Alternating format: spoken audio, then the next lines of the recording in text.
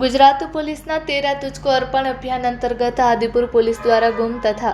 ચોરી થયેલા mobile phone, laptop, સોનાની ચેઇન, રોકડ રકમ અને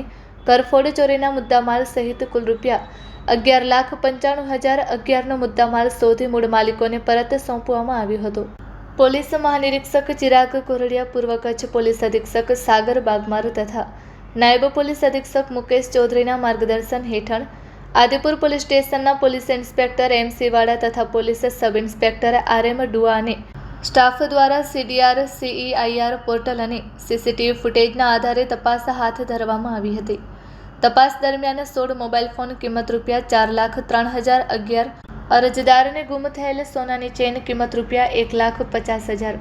રોકડ ₹32,000 તેમજ 2 લેપટોપ કિંમત ₹70,000 તથા ઘરફોડ ચોરીનો ₹5,40,000નો મુદ્દામાલ એમ કુલ કિંમત ₹11,95,011નો મુદ્દામાલ શોધી